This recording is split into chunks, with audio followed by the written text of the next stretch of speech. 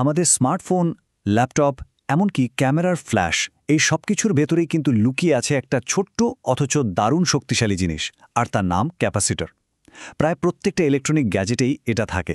কিন্তু প্রশ্ন হলো, এটা ঠিক কীভাবে শক্তি ধরে রাখে আর চোখের পলকে ছেড়ে দেয়? চলুন আজ এই অসাধারণ ডিভাইসটার ভেতরের রহস্যটা জেনে নেওয়া যাক। আমরা কিন্তু একদম গোড়া থেকে শুরু করব।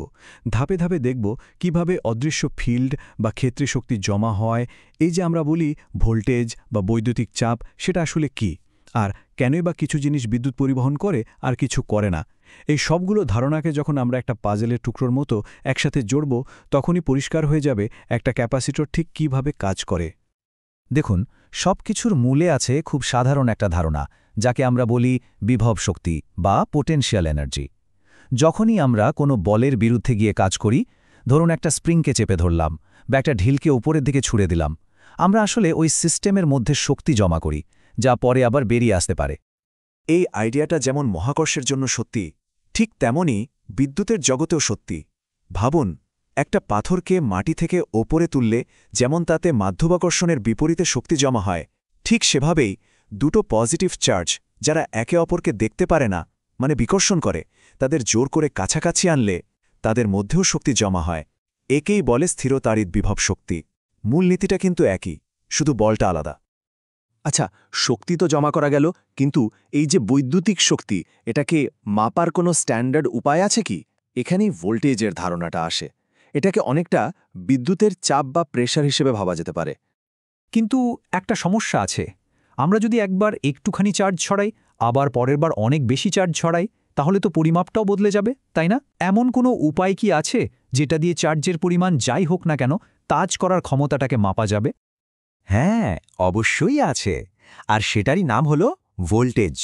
সোজা কথায়, ভোল্টেজ হলো প্রতি একক চার্জে কী পরিমাণ শক্তি জমা আছে তার পরিমাপ। মানে প্রত্যেকটা চার্জ ঠিক কতটা চাপ বা কাজ করার ক্ষমতা নিয়ে ঘুরছে, সেটাই হলো ভোল্টেজ। তাহলে পুরো ব্যাপারটার চাবিকাঠি হলো এই সহজ সমীকরণটা। ভোল্টেজ মানে ভি হলো মোট বিভব শক্তি বা ইউ, আর মোট চার্জ বা কিউ এর অনুপাত। এই ছোট্ট সম্পর্কটাই আমাদের ক্যাপাসিটরের কার্যকারিতা বুঝতে সাহায্য করবে। এখন এই বৈদ্যুতিক শক্তিকে ঠিকঠাকভাবে ব্যবহার করতে হলে আমাদের জানতে হবে বিভিন্ন পদার্থ ইলেকট্রিক ফিল্ডে কীরকম আচরণ করে। কারণ সবাই কিন্তু একভাবে প্রতিক্রিয়া দেখায় না। চলুন দেখি ব্যাপারটা কীরকম। এখানে পার্থক্যটা কিন্তু বিশাল।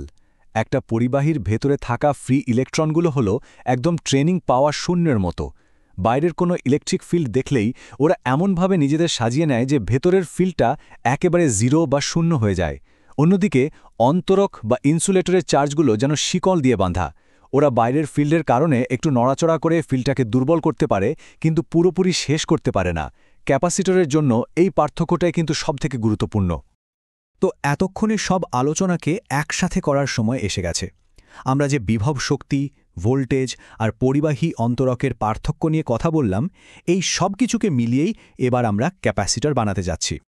তাহলে ক্যাপাসিটর জিনিসটা কি? এটা আসলে খুব সাধারণ একটা অঙ্ক। দুটো পরিবাহী পাতের মাঝখানে একটা অন্তরক পদার্থ দিয়ে তৈরি একটা স্যান্ডউইচ। এই সহজ কিন্তু দুর্দান্ত ডিজাইনটাই ইলেকট্রিক্যাল এনার্জি স্টোর করার জন্য একদম পারফেক্ট। ভাবুন তো, বানানোটা কত সোজা। দুটো কন্ডাক্টিং প্লেট নেওয়া হলো, তাদের মাঝে একটা ইনসুলেটর বা অন্তরক রাখা হলো, আর তারপর একটা ব্যাটারির সাথে জুড়ে দেওয়া হলো। ব্যাটারিটা কি করে? ও একটা পাম্পের মতো কাজ করে। এক প্লেট থেকে ইলেকট্রন তুলে নিয়ে অন্য প্লেটে জমা করে, ফলে একটা প্লেট হয়ে যায় পজিটিভ, আরেকটা নেগেটিভ। ব্যাস, তৈরি হয়ে গেল একটা ক্যাপাসিটর।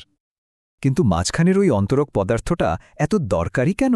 কারণ ওটা একটা বাঁধের মতো কাজ করে, চার্জগুলোকে এক প্লেট থেকে লাফ দিয়ে অন্য প্লেটে চলে যেতে দেয় না। প্রত্যেকটা পদার্থেরই কিন্তু একটা ব্রেকডাউন লিমিট আছে। যেমন ধরুন বাতাস, প্রতি মিটারে প্রায় ৩ মিলিয়ন ভোল্টের বেশি চাপ দিলে বাতাসও আর অন্তরক থাকতে পারে না, পরিবাহী হয়ে যায়, আর তখন একটা ছোটখাটো বাজ পড়ার মতো স্পার্ক তৈরি হয়। একটা সাধারণ ক্যাপাসিটর তো দারুণ কাজের, কিন্তু আমরা কি এটাকে আরও ভালো করতে পারি? অবশ্যই পারি। এর শক্তি ধারণের ক্ষমতা বাড়ানো যায়, আবার বিভিন্ন সার্কিটের প্রয়োজন অনুযায়ী একে বদলে নেওয়া যায়। ক্যাপাসিটেন্স বাড়ানোর সবচেয়ে সহজ উপায় হল প্লেট দুটোর মাঝখানে একটা ডাইইলেকট্রিক বা অন্তরক ঠুকিয়ে দেওয়া। মনে আছে তো, আমরা দেখেছিলাম যে অন্তরক পদার্থ ভেতরের ইলেকট্রিক ফিল্ডকে দুর্বল করে দেয়। ঠিক তাই। আর ফিল্ড দুর্বল হয়ে যাওয়ায় ব্যাটারির পক্ষে প্লেটে আরও বেশি করে চার্জ পাঠানো অনেক সহজ হয়ে যায়। ফলে একই ভোল্টেজে ক্যাপাসিটরটা অনেক বেশি চার্জ ধরে রাখতে পারে। এই ক্ষমতা বাড়ার পরিমাণটাকেই আমরা কে দিয়ে মাপি। আবার দরকার পড়লে আমরা কিন্তু একাধিক ক্যাপাসিটরকে একসাথে জুড়তেও পারি। যদি সেগুলোকে সিরিজে মানে একটার পর একটা লাগানো হয় তাহলে মোট ক্যাপাসিট্যান্স কমে যায়, আর যদি প্যারালালে বা পাশাপাশি লাগানো হয় তাহলে মোট ক্যাপাসিট্যান্স বেড়ে যায়। ইঞ্জিনিয়াররা এভাবেই সার্কিটের জন্য একদম সঠিক মানের ক্যাপাসিট্যান্স তৈরি করে নেন। তাহলে এত সব কিছুর আসল উদ্দেশ্যটা কি? আমরা আবার একদম প্রথম কথায় ফিরে এলাম, শক্তি সঞ্চয় করা। ওই যে ক্যামেরার ফ্ল্যাশ এক মুহূর্তে জ্বলে ওঠে বা একটা ডিফিব্রিলেটর হার্টকে শক দেয়, এই বিপুল পরিমাণ শক্তি এক মুহূর্তে সাপ্লাই দেওয়ার কাজটা কিন্তু এই ছোট্ট ডিভাইসটাই করে। আর এই হলো সেই ফর্মুলা যেটা বলে দেয় ঠিক কতটা শক্তি জমা আছে। এটা নির্ভর করে ক্যাপাসিট্যান্স আর ভোল্টেজের ওপর। শুধু ভোল্টেজ না, ভোল্টেজের বর্গের ওপর। মানেটা কি দাঁড়ালো? ভোল্টেজ যদি দ্বিগুণ করা হয়, জমা হওয়া শক্তি কিন্তু 4 গুণ হয়ে যাবে। আর এখানেই সবথেকে অবাক করা ব্যাপারটা লুকিয়ে আছে। শক্তিটা কিন্তু আসলে ওই ধাতব প্লেটগুলোতে জমা থাকে না, শক্তিটা জমা থাকে প্লেট দুটোর মাঝখানের ফাঁকা জায়গায়, ওই অদৃশ্য ইলেকট্রিক ফিল্ডের মধ্যেই। শক্তি ঘনত্ব বা এনার্জি ডেন্সিটি আমাদের বলে দেয় ওই ফিল্ডের প্রতি একক আয়তনে ঠিক কী পরিমাণ শক্তি লুকিয়ে আছে। অসাধারণ, তাই না? আজ আমরা এখানেই শেষ করছি, কিন্তু একটা প্রশ্ন রেখে যাই। ক্যাপাসিটর আমাদের দেখাল যে শক্তি শুধু কোনো বস্তুর মধ্যেই নয়, অদৃশ্য ফিল্ড বা ক্ষেত্রেও জমা থাকতে পারে। একবার ভাবুন তো, আমাদের চারিপাশে আর কোথায় এই একই অসাধারণ নীতি কাজ করছে? পৃথিবীর মহাকর্ষীয় ক্ষেত্রে, নাকি দুটো চুম্বকের মাঝখানের আকর্ষণ বা বিকর্ষণ ক্ষেত্রে? উত্তরটা কিন্তু আমাদের ধারণার থেকেও অনেক বেশি জায়গায় ছড়িয়ে আছে।